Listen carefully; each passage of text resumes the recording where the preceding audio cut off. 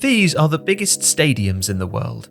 Top of the list is the Narendra Modi Stadium. As a cricket stadium in India, it's host to the most popular sport in the most populous country on earth, so the capacity feels about right. Second is the Rungrado 1st of May Stadium in Pyongyang, North Korea. But while it is a sports stadium, it's more frequently used for massive performances celebrating the North Korean nation and President Kim Il-sung. So again, the capacity makes sense. But after that, filling out the rest of the top 10, there is a common theme. They are all college football stadiums.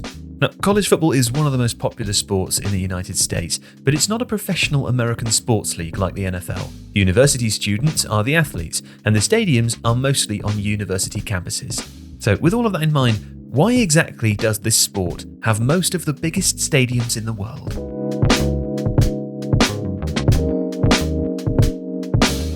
The short answer to this question is in three parts: geography, arithmetic, and of course money.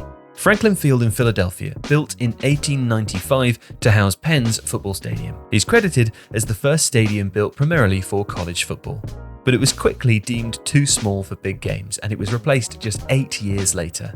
And that set the tone.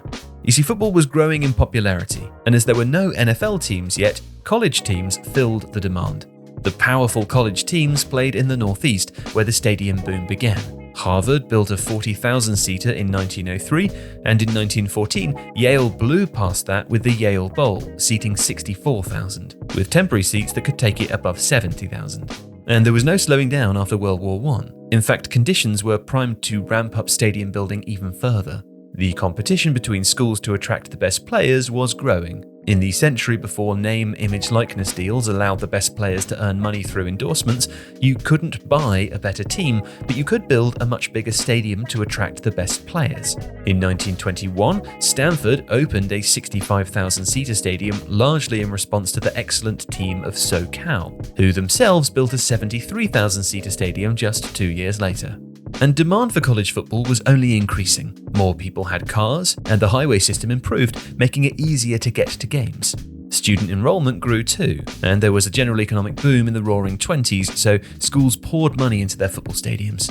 But even with capacities going up, people still couldn't get in. The New York Times wrote in 1926, as large as they build the stadiums, they're never large enough to meet the growing need. And also, there was then, and still is, a fundamental economic motivation. There aren't many college football games per year, so to maximize revenue, you need to maximize seats. Michigan Stadium, for example, was expanded to a capacity of at least 100,000 in 1927 after a report from the university administration called for the stadium to be built with, quote, the utmost simplicity, or in other words, to focus on capacity. After World War II, the increasing popularity of college football in the South, combined with a desire to expand their athletic programs and earn a larger slice of the economic pie, saw stadiums grow there too. Tennessee, for instance, had a stadium of just 17,860 grow to a 64,000 capacity by 1968. And just like in the North, the competitive motivation saw expansion spread. Georgia coach and athletic director Vince Dooley cited the need to keep up with Florida, Tennessee, and Auburn, when arguing for growth from a 59,000-seater to a 77 in the early 1980s. With the rise of the TV era, though, the NFL had begun growing in popularity. But even as it grew into the richest league in the world, and glitzy stadiums sprung up for teams like the Cowboys and the Rams, capacities didn't get close to the college level. The MetLife Stadium in New Jersey, for example, which serves 2 teams in the largest metropolitan area in America, holds 25,000 seats fewer than Penn State's Beaver Stadium, which is located 4 hours away in the middle of nowhere in central Pennsylvania. So why is this? Well, for one thing, the NFL teams were playing catch-up in terms of popularity. They also had more games per year and less need to maximize every home game. There's less competition to one-up your rivals, which drove much more of the college football race. Many NFL stadiums are historically funded by taxpayers, so there are also slightly more financial limitations. And even in the new era of luxury stadiums, the emphasis has been on making money via suites and other amenities rather than pure attendance. In contrast, many college stadiums were built with bleacher seating, with the aim of packing in more students and alumni. And this is part of the same reason why European soccer stadiums haven't caught up in terms of capacity either. Another part is simple geography. There just isn't as much room in Europe, which often has multiple clubs in the same city or close by.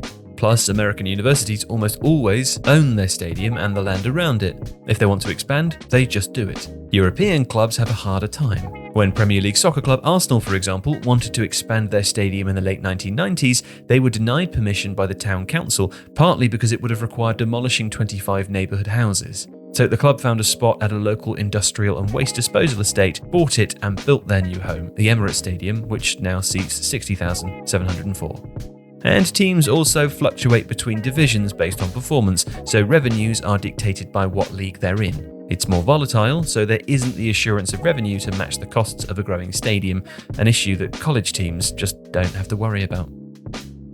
If you like this video, please consider subscribing to the channel. The Athletic is home to the best team of sports writers, reporters, and analysts in the world, offering exclusive stories and unrivaled insight.